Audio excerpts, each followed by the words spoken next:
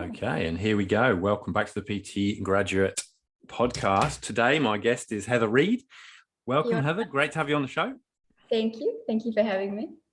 And you are the co-founder of Hauroa Wellbeing Studio, and that is based in the city. I'm not sure where exactly. Yep. So we are 20 Newton Road. So we're Greyland/Ponsonby area. Greyland, Ponsonby. Yeah. Cool. And I've been doing a bit of homework, and you have. How long has that been up and running? That's the bit I didn't get. Oh, I think we opened end of April, so 3-4 months. Okay. Yeah. So it's still pretty fresh. Yeah, still new. Yeah, good. And so prior to that, you have worked for the YMCA, and you did your studies at AUT. You had some experience with Bobby on Barry's Point Road, I see. What have you been? My LinkedIn. Yeah. Is this accurate? Yes. Okay. So you've obviously always had an interest in that, in the health space. And prior to that, you worked for, now this is back in the UK, right? Thomas International. Yes. Now, am I right in saying that used to be Thomas Cook? No. Thomas Cook was different.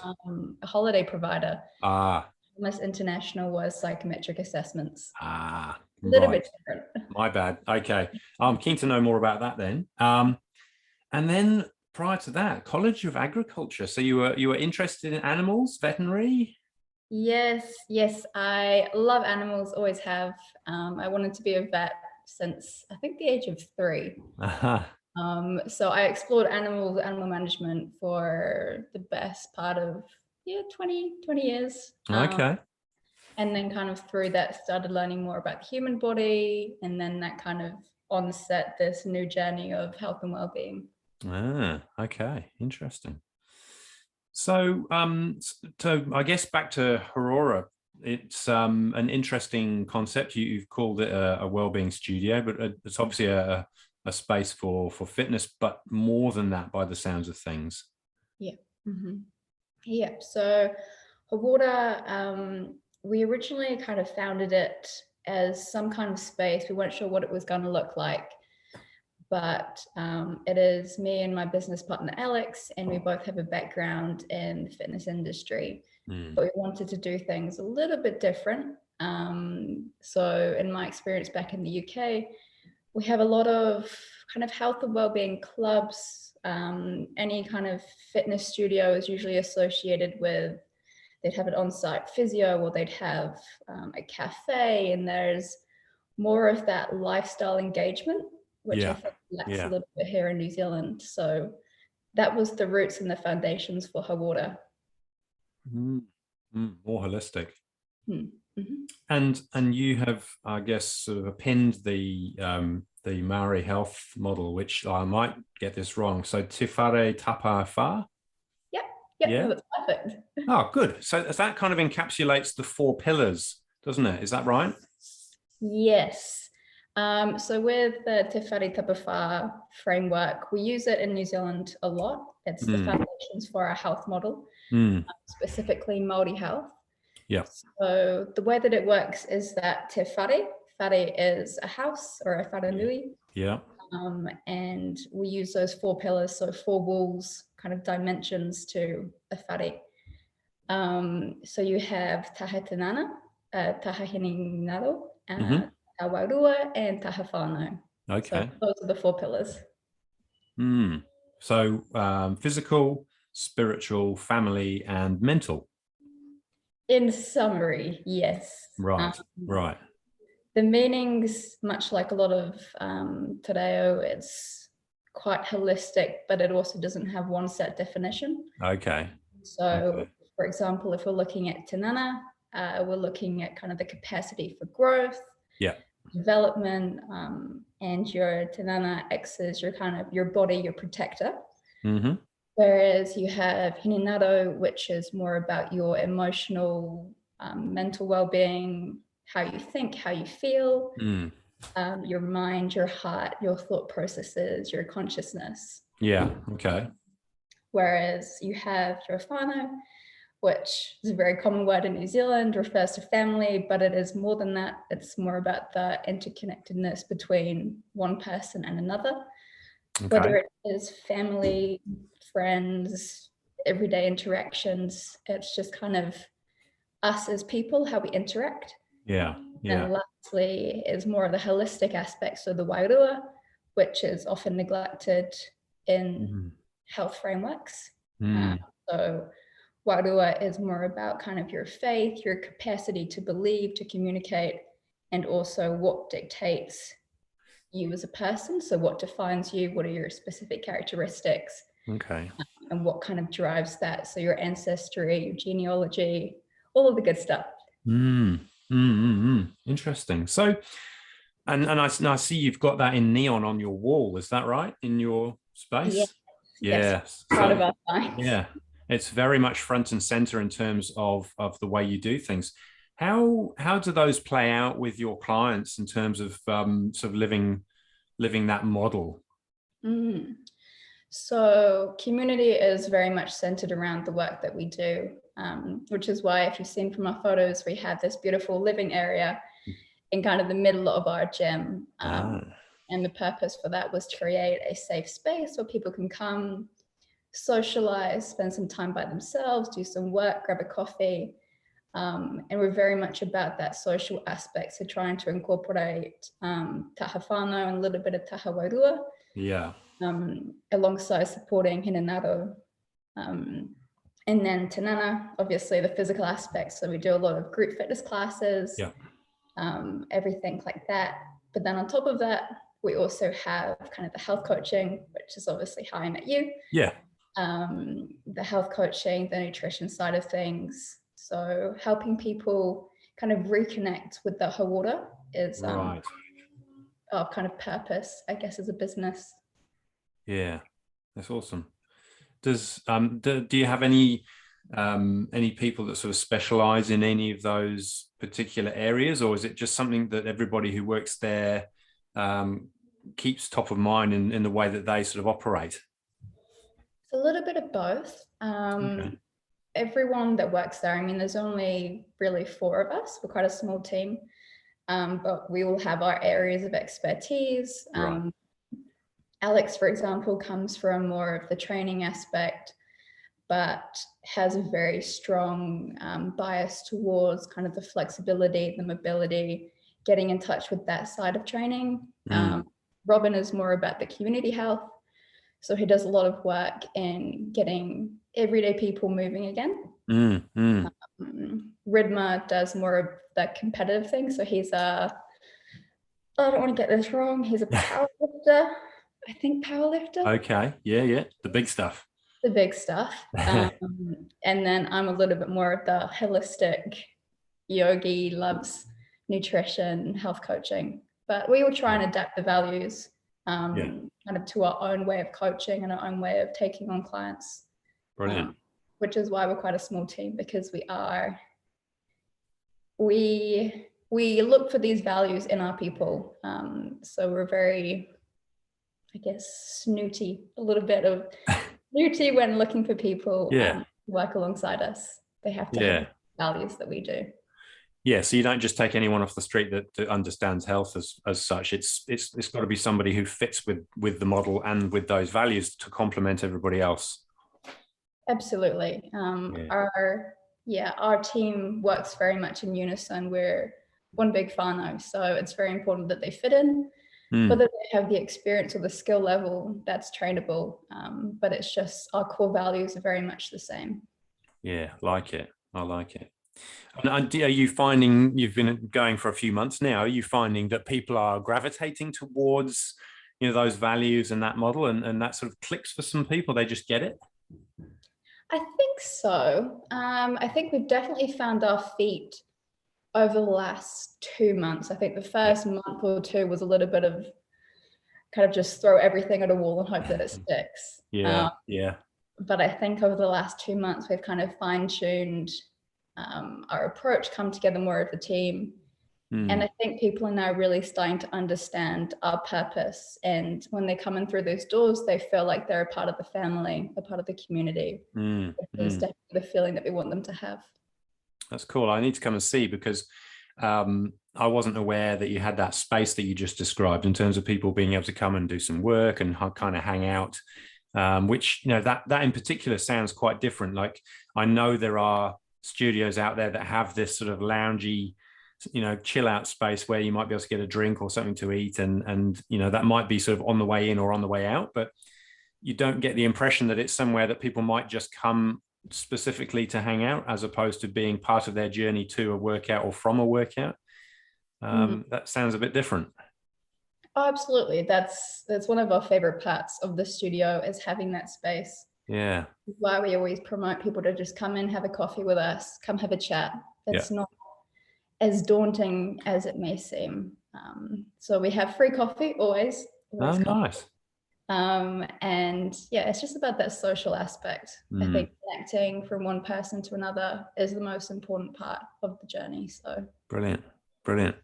And do you find, is it too early to tell, but do you find as though there are people coming in and having those chats that might have not have otherwise ventured in because of the sort of the warm and welcoming approach, that then may convert them to actually participating and joining? Oh, absolutely. We've had quite a few people get in touch with us, ones that haven't trained in months or have gone through an injury or perhaps haven't ever trained. Right. And I think when we invite them in and they see the studio and they come and sit down for a coffee and we take the time to get to know them as individuals, they tend to be really warmed by that, I think, because they feel like they are going to be looked after. It's not just come and have a gym consult, then come do your own thing or get a program. It's very much sitting them down, talking about what their goals are, what got them to this point, how we can help, and putting together more of a structured plan. Yeah. So that structured plan isn't just about the gym work then. There's other components that could form that plan by the sounds of things. No, absolutely. I think everybody that's kind of involved in the holistic health space knows that the training aspect is a teeny tiny little part of the whole picture. Yeah. And from all of our experience, us coaches at Hauroa, a lot of the time people come in and they give 100% to their workout, but then they leave the studio or the gym and they get fast food on the way home, or they have a stressful day and then they kind of fall off the wagon quite quickly, which is completely understandable. But when we take the time to understand somebody's circumstances, teach them the foundations of training, of nutrition, of how to take care of themselves, how to understand themselves a little bit better, then they're more equipped to deal with those kind of bumps along the road. That's interesting. So how do you dig into that? Understanding themselves a bit better, because that can be quite challenging, can't it? I imagine. Oh, 100%. It's not an easy journey. I think anyone that's kind of gone on the health coaching or self-explorative journey, that it is very confronting. So we try and provide those tools in the terms of health coaching, getting that advice around nutrition. And then we also try and host special events, such as kind of mindfulness events or events about reclaiming your kaupapa or things like that. Yeah. Okay. I see you also do some collaboration with, is it Auckland Running or one of the running groups? Yes. Run for Auckland. Run for Auckland. Awesome. So what's involved there? So it is a free event every Sunday, Victoria Park, 9:30, if anyone wants to come. Yeah, good ad. And it's just a community event, essentially, is what it is. So I'm one of the coaches there. I take the warm-ups and I usually am the last person running at the back of the group. But it's about the community. So I started doing that, I think end of last year. Yeah. And then when Hauroa came to life, it seemed like the perfect fit to kind of offer a running event we run from Victoria Park to the studio, and then we have a stretch or a core session, a couple of snacks, coffee, nice. social aspect again, and then run back to Victoria Park. I see. Oh, that's awesome. That's awesome. So what's the distance? I'm just trying to do the geography in my head. So do you go up College Hill and go left along Ponsonby? No. Yes. Say again, sorry? We got Franklin Road. Oh, Franklin. Oh, that's even more direct. Okay. Yeah, so it's a very steep hill for the first kilometre. Yeah. But I think it's about 3K there, 2K back. Okay. So it's achievable for most sort of people starting out. It's not crazy, marathon pace or anything, fast runners. It's a real mix. No, that's the best part about running Auckland. We usually have 3 to 4 paces. So we have one pace that's the faster group, and that's usually kind of 5:30. Then we have maybe a 6, a 6:30, 7, and sometimes an 8, depending on the level of skill and how people are feeling on the day. Fair enough. That's good. I like it. So what's your connection with New Zealand? Because obviously you did study in the UK, and now you studied and live in New Zealand. What's the connection there, and where's home for you? So home for me is New Zealand. Yeah. My kind of, I guess the story is that my mum's side of the family are Maori. They're kind of scattered around Christchurch and kind of Wellington way. And my mum then moved to England when she was young. So then when I was born, I started growing up, and I noticed that I didn't quite fit in, and I wasn't really sure. Didn't know what it was, but something didn't feel right, and I didn't feel very connected to England. And my mum would always fly to New Zealand for 3 to 6 months every year, and that would be her grounding period. So she would come here, ground herself, reconnect with her roots, and then come back to England. So I thought I'd give that a go. Yep. That was 4.5 years ago. And here I am. So haven't looked back? No. It's definitely the right choice. Oh, 100%. It feels like home. I noticed that the second I got off the plane, it felt different. And kind of as I started settling in, I got in touch with my ancestry. Started to understand the lifestyle here, and then started learning Te Reo Maori, and it felt right. Yeah. So does she still do that Does she still do that? I mean, obviously COVID aside, because that's gonna interrupt. Is that still her MO in terms of going to and fro? Yes, actually, she's here at the moment. Oh, cool. Yeah, she was living back in England, got very sick and tired of it over COVID, and 2 months ago she decided to bite the bullet, go into quarantine, come here. Oh, right. And she hasn't got a plan to leave as of yet. So we'll see. Trying to keep her here. Yeah, why not? Good idea. Yeah, well, it's going to be risky at the moment, isn't it? Traveling for sure. Oh, 100%. It's a nightmare. But so I guess now I'm going to pick your brains a bit more about sort of what's worked, what hasn't worked, tips for people out there that may be listening, and obviously they've heard your business model, and that's, got some really interesting points of difference, but what things have worked, and obviously not just the Hauroa days, but, previous to that with your previous roles, what sort of things have worked for you? What things have you done that have gone, there's a formula for success, or, some of these things work, some of these things don't work? A couple of things. I think the first one, and probably the most important one, is the sense of community. That's one thing I learned at the YMCA. I was working at the YMCA towards the end of my bachelor's degree, and as part of my final assessment, we had to do a kind of project case study, and I looked into the drivers and the barriers of exercise.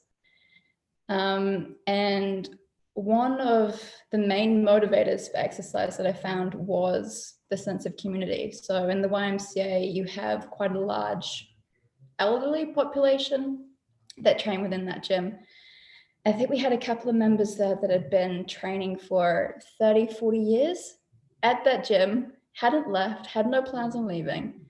And that was entirely because of the community aspect, the support, the event, the classes that they held for that particular demographic. And these guys would come in 4, 5 times a week, come in, train with their little group of friends, or do their class, and they would go home, and it would be the highlight of their week. Wow. So community is everything when it comes to accountability, support, success. The other thing would be self-efficacy. Okay. Trying to find a motivator within and accountability within, as opposed to, for example, a 6-week challenge. Or getting ready for a wedding or a special event. Usually, if a goal is based around weight loss or a short-term reward, then it's not going to work in the long term, and it just won't be sustainable. And usually ends up in the yo-yo dieting continuum. Those good. I like it. Main drivers, I think. I like it. I guess that's one of I guess that, you know, what you just referred to about the whole 6-week challenge is sort of Bobby's business model in terms of, you know, challenge. And yeah, there's a market for that, isn't there? But that isn't the sustainable model for people, I guess, like you say. And I think that's something that probably came up while we were practicing our health coaching week after week was, you know, what are people's whys? What's them inward driver? And that would pop up in quite a lot of conversations, I think, wouldn't it? And I think you're right. That's probably one of the key elements for people, both ourselves, because we're just human, like all of our clients, and those people that we're here to serve. It's having somebody there who's going to ask the questions, though, isn't it? Oh, 100%. And learning how to be that person for yourself as well is one of the hardest aspects of creating a healthy, sustainable habit, which is why the 6-week challenges just don't work in the long run, because we're incredibly motivated during that 6-8 week period, but it's all external, and you just need to find those internal drivers to actually commit to a lifestyle change instead of just a small adjustment for those 6 weeks. Yeah, I love that. Is that something you already kind of had as part of your way of talking with clients, way of dealing with clients, or do you think the health coaching program helped with that? I think I'm very passionate about nutrition, and for the last 6-8 years, I would spend time researching all of these things, and I'd look at all the different diets and training protocols that were on offer at different gyms, and I would just be so shocked by what they would be prescribing. So every time I hear about a program, I know that it's not good, it's not sustainable, because you're putting your body, for example, if you're doing a 6-week challenge, it usually comes with a nutrition program. You're usually in a calorie deficit of around 1,000 calories, which it's bad. It's so bad. It drives me crazy. I think we're on the same page there. I mean, everybody needs something different, don't they? So it's about finding what's right for the individual. But you're right. I think the short-term thinking is something that needs to change in the industry, and you know, that's something the industry has been quite bad at promoting, is this challenge, that challenge, the other challenge. And you know, I think if people keep paying for those things, they'll keep producing them. And so some of that's got to kind of come from the consumer as well, I think, you know, rather than obviously you guys taking a stand and saying that's not our model. That's great, but I think other gyms, other studios will still keep playing that game, because it is short-term money. You know, it's because they'll get their results or they won't get their results and they'll leave. They'll try it somewhere else. And so there's less sustainability from a business point of view as well. It's a hard feat. It is. I think if we can change a couple of people's opinions, then we've done our job. But unfortunately, yes, the way that the fitness industry is modeled, the way that it kind of always has been modeled, is very much driven around those short-term goals. And as a consumer, we all want it, you know, those 7-minute abs or 30 days to a six-pack. We love that. So it is just a matter of reprogramming ourselves alongside the industry, which, yeah. I mean, if you have any advice of how we can do that, amazing. But I think, you know, it's be the thing you want to see in the world type approach, isn't it? You know, that's what you guys are doing at Hauroa, and a brilliant job of it too, I think. You know, and people will cotton onto that. People will realize, you know, if they've tried a few things and it doesn't work, they find somewhere that has a different approach and it's obviously sustainable. They'll cling on, they'll stay there, and they'll become great clients and really good advocates for your business with other people. So I don't necessarily think we can change the industry, but I think if we can make an impact in our communities, like you say, community being so important, then that ripple effect will slowly occur, I think, across those communities. Fingers crossed. I hope so. Yeah. We've got to just keep chipping away. You know, when you believe in something strongly enough, you keep pushing that barrow. Exactly. My dad always used to say, it's an awful quote, but he always used to say, "How do you eat an elephant?" I like it. Yes. One bite at a time. Yeah. While we're on quotes, I love the one on your page, which is you have the brains in your head, the feet in your shoes. You can steer yourself in any direction you choose. Yes. I love it. Is that Dr. Seuss? Yes, it is. I know. I have a really old vintage book of the Dr. Seuss collections, and it's one of my favorite quotes. Yeah, it's a goodie. It's it's very nice. You know, nice rhyming, and it kind of sums things up nice. Sums things. I've lost my words. Sums things up. That's really bad English, isn't it? Sums things up nicely. I think it's time for a coffee.